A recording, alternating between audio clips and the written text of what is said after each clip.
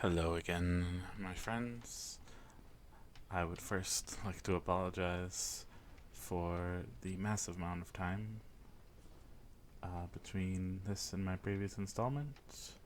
I had, I'll say, some doubts about continuing this series, but most of those doubts were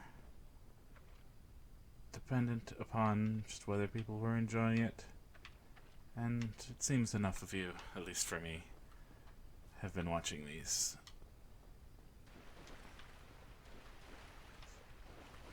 I would also like to apologize if the sound levels are drastically different from the previous episode. I lost my sound settings, so I have tried to create something pleasant again, but it may be completely different to how things were. Yes, we'll use the homeward bone. If you'll remember in our previous episode, we conquered the gaping dragon. I should probably spend my souls from that.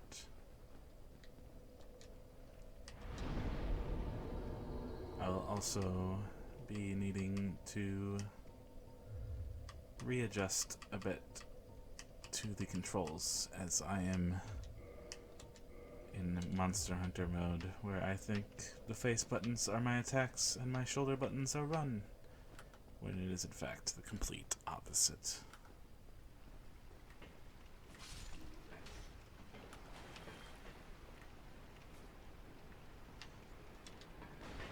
Oh, I hope all of you have been doing well in my absence.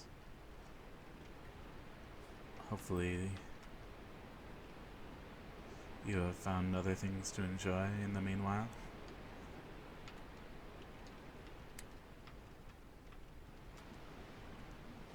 Personally, I am very excited to be getting back into this game, as it is such a fantastic game, and we are about to enter, honestly, an incredible area.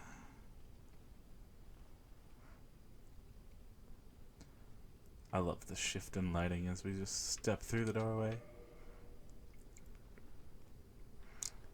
Blighttown has a reputation as probably one of the most hated areas in the original Dark Souls, but I think it also has a reputation, at least among the more hardcore players, as one of the best designed. It is what I would say separates the wheat from the chaff in whether you're somebody who will beat Dark Souls.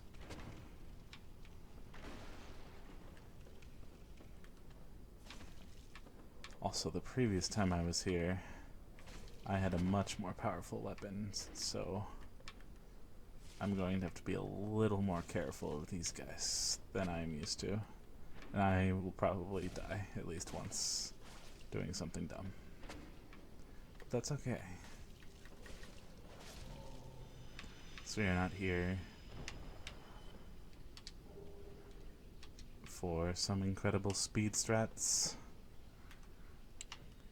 We're not here to showcase my technical excellence, what little of it I have. We're just here to relax and explore something a little darker than you might normally find in an ASMR video. That was actually incredibly lucky that I didn't get hit there, and incredibly lucky that I didn't roll off. Though it seems less lucky getting smacked in the face like that. See, the previous time I was here, I was a sorcerer, so I could simply stand back and engage these terrifying creatures from afar. In fact, I think we're going to turn around here because I don't want to get backed against a wall. believe we can... He just likes to roar. I mean, that's fine. Rather he roar than attack me, but I'm not sure how relaxing the roars are. Probably not very, but maybe. Maybe they exude that specific sense of tingly fear.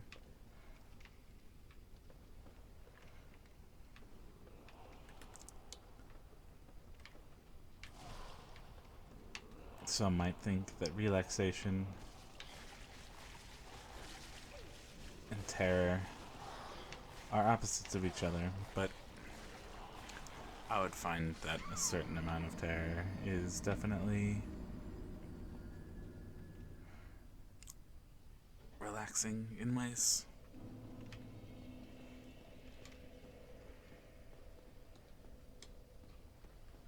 The instinct of your hair standing on end and your body telling you to be tranquil is sometimes just as effective as comfort, I think. Perhaps even more so. It's probably why I end up seeking out a lot more of the alternative ASMR videos. Perhaps have a spooky twist, or God, I've even listened to some readings of creepypasta, though I'm not sure I can recommend those for falling asleep. They're great for relaxing, but if you're willing to lay still for an hour or so and listen to those, they're great. But if you want to go to bed after that, well, maybe not so much.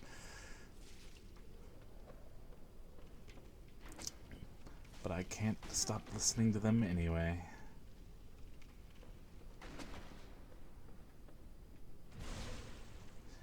If I get knocked off, okay. Sweet. That was pretty cool. I'm pretty happy with how that turned out. It looked pretty stylish, if I may say so.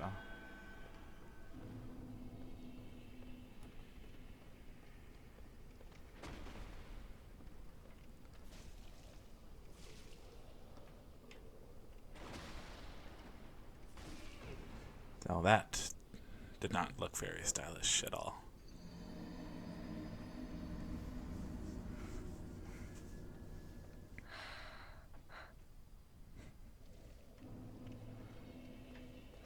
I did warn you there were going to be some deaths. It has been some time since I played this game, and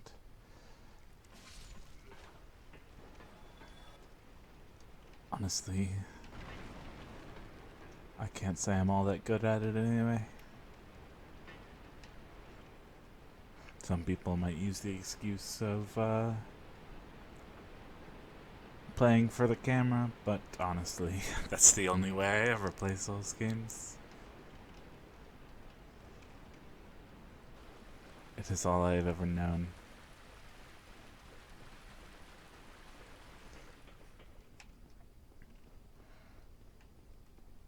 Which isn't to say I never play them off of stream, but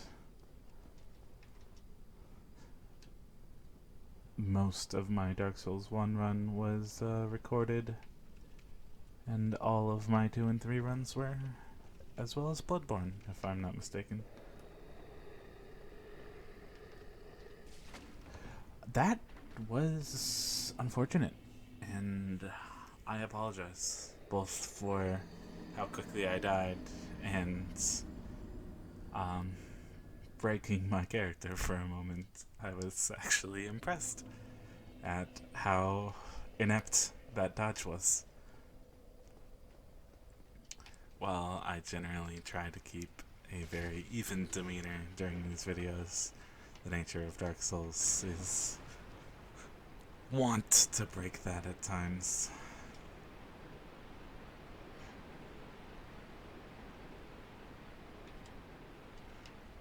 I can promise there will be no screaming or frustrated swearing, though. I at least have that much self-control.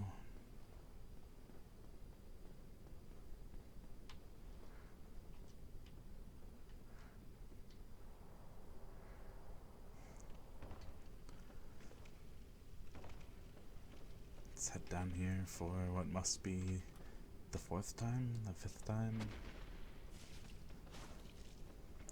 Honestly, this isn't even the part of Blighttown that worries me the most.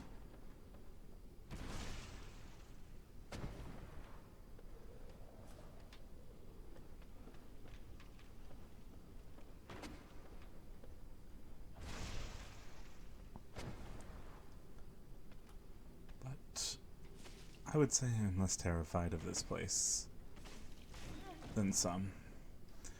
Unfortunately, I seem to just be completely making a fool of myself at the beginning.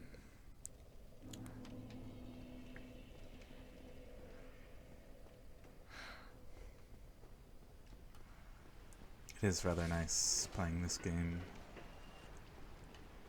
after much of my recent Souls endeavors have been in Dark Souls 2, where multiple deaths can become more and more frustrating as your health whittles away. Whereas here I have nothing to lose when I die, simply time. Time where y'all can relax, sit back, watch me plunge to my death repeatedly. Repetition can also, in its own way, be soothing.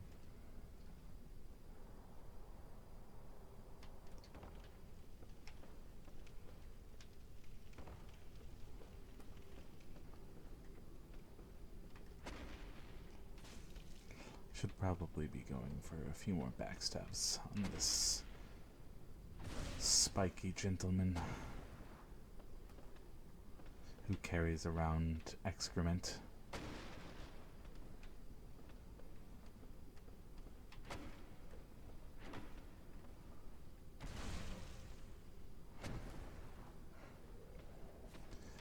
I always found these folks reminded me of Oogie Boogie from The Nightmare Before Christmas, honestly. I keep expecting them to fall apart into a mass of bugs when I kill them. I wonder what Jack Skellington would think of Blighttown. He would probably find it homey, at least. If not exciting.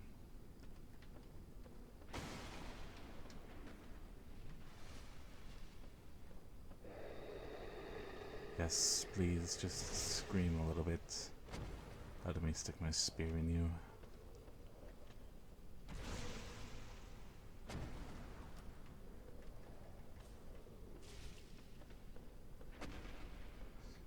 Somehow we managed to attract only one of them, which made that engagement much easier than we are used to.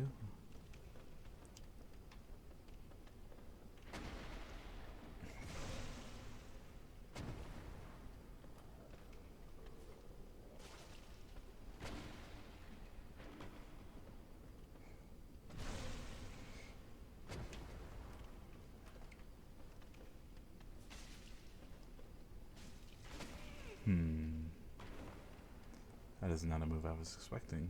Or honestly, I'm not even sure I was aware that was a move they could use. But we're past it now.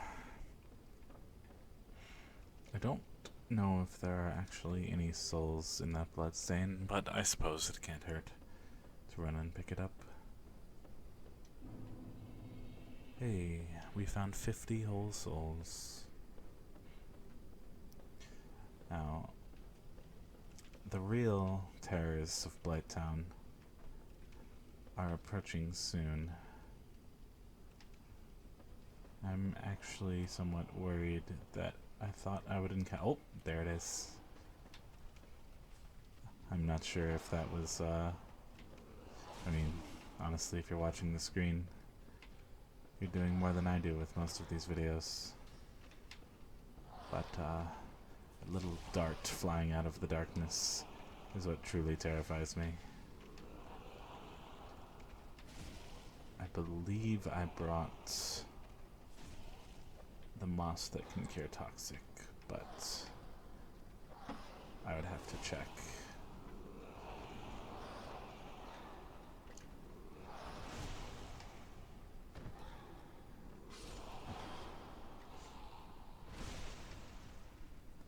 Alright, those backstabs were very helpful in thinning this crowd.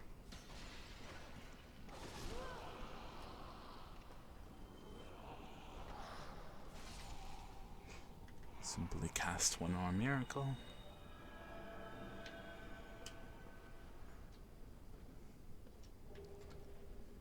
And go to deal with these poison darts.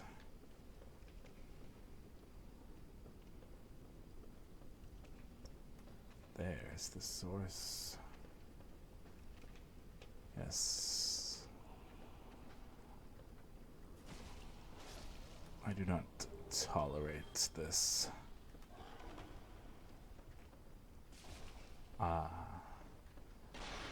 was expecting to get a backstab there, but it turns out not to have mattered.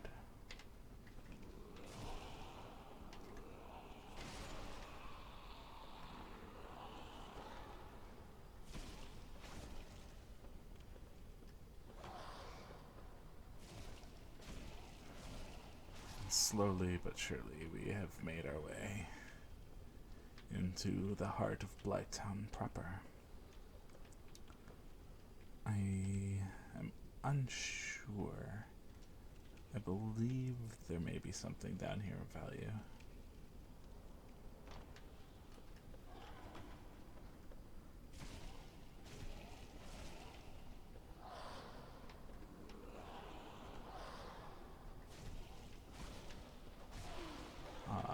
That's unfortunate, but acceptable nonetheless.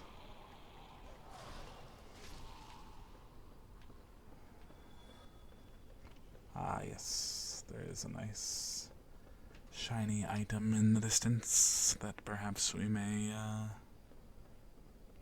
find useful.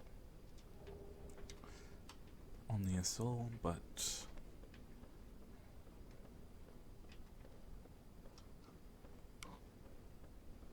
excuse me, souls have their use.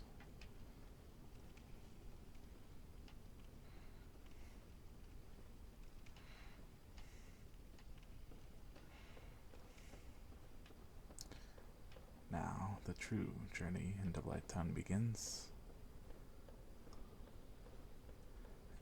as we can start to witness what Blighttown is exactly. For you see, Blighttown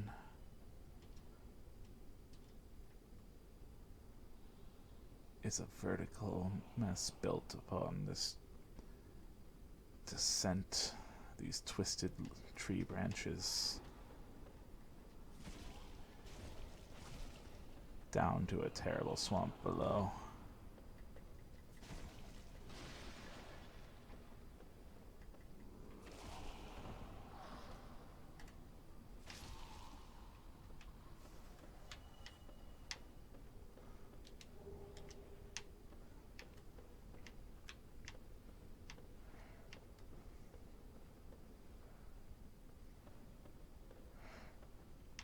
I am actually curious.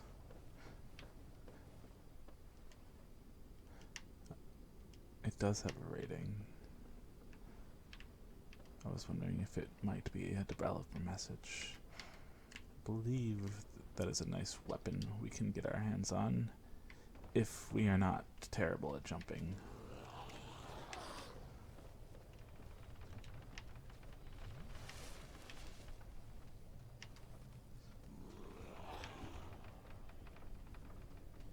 This rickety bridge It's not the best tactical situation to be in, but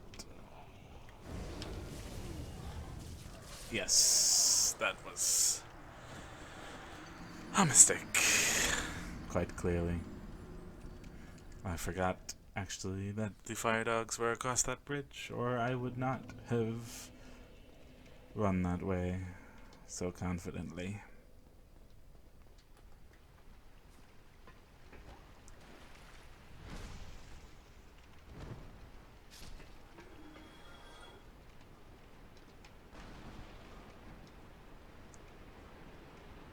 Thankfully, we will not have to kill the poisony, shooty guy again.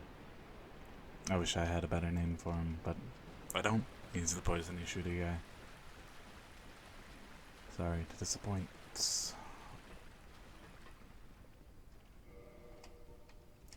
I do wonder.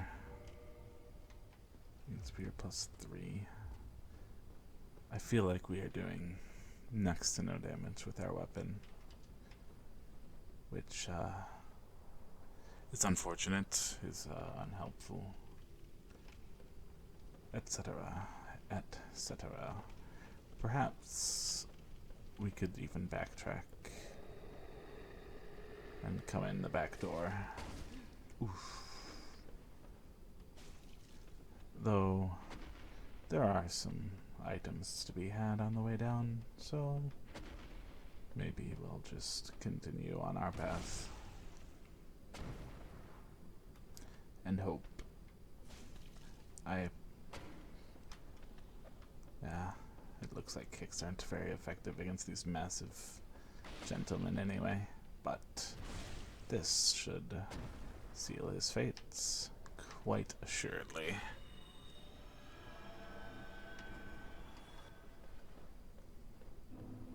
I think we need to be dual wielding our spear. I think I'm reconsidering that quite quickly.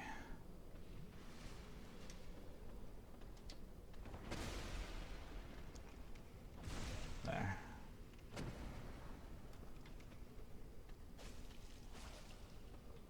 That's a roar, I believe.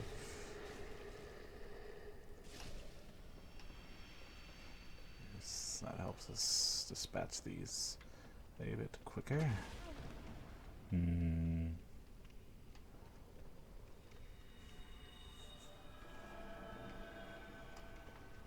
My timing is definitely off in this game.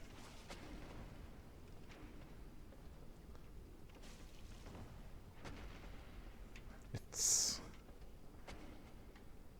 interesting just how fast this game is compared to a game like Monster Hunter, even though they both follow what I would call the same formula of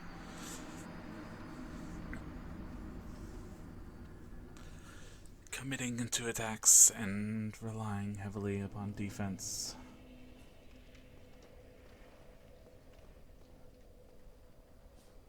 They even have substantial windups for the weapons in this game, much like in Monster Hunter.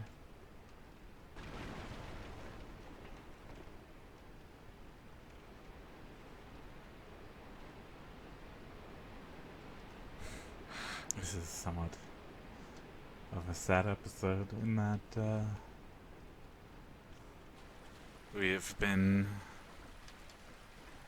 we're already 30 minutes into the episode, and I wouldn't even say we have made enough progress that I could... How to phrase... After 24 minutes of playing, I could stop recording and start recording a brand new episode, and nobody would even know that there was one in between. Apart from the bloodstain right there, of course.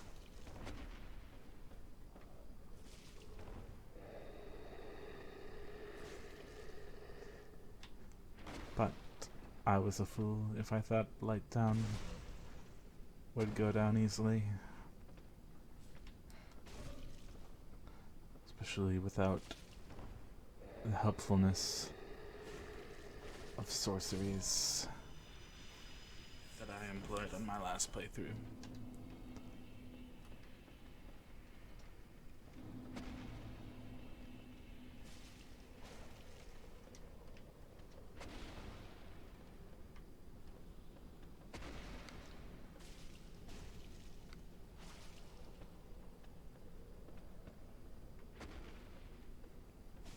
I am intrigued as to how I keep getting only one of these monstrosities aggroed to me at once. It always seemed pretty likely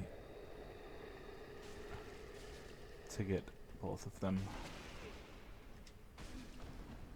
That is an unfortunate side effect of playing with no shield. So once you get hit once, it is very hard to recover.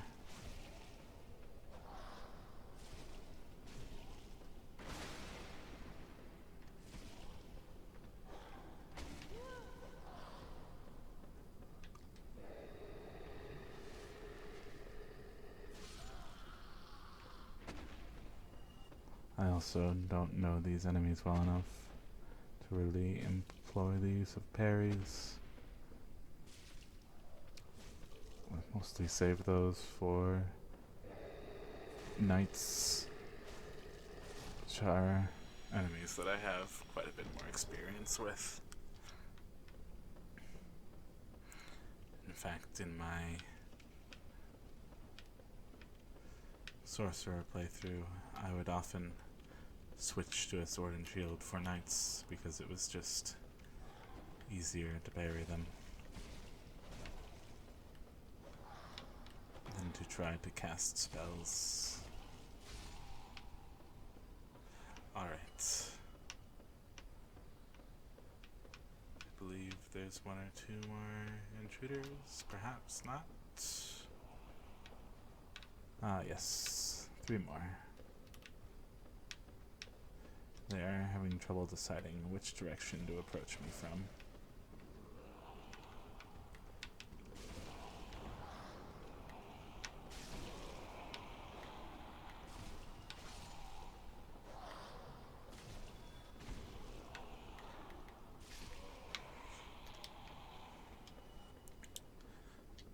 Alright. As I'm a fool,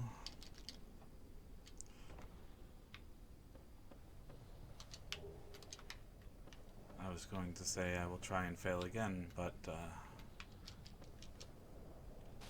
it seems we have actually succeeded and found a bonfire.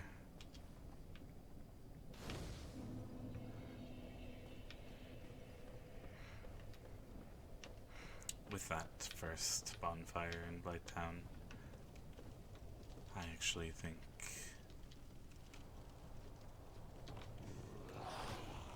it may be a prudent time to think about wrapping this session up.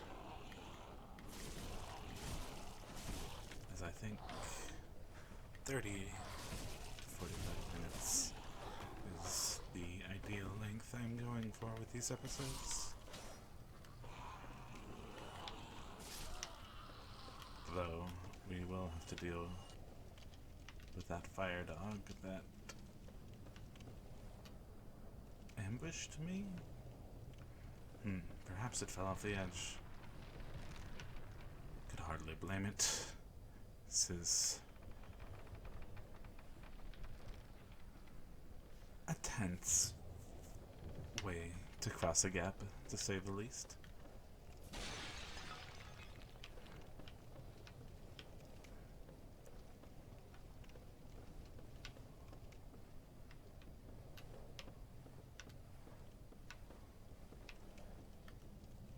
There's also, I believe, a soul on this corpse.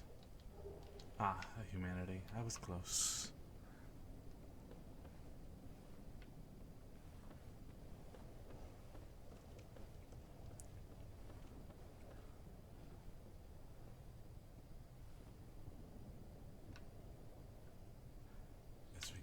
closer, we can see more of the swamp below.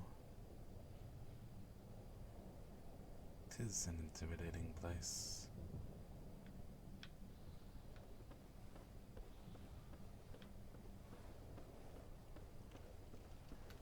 But one that we shall brave.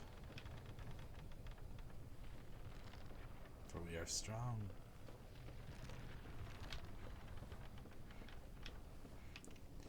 And this corrupted world shall not conquer us.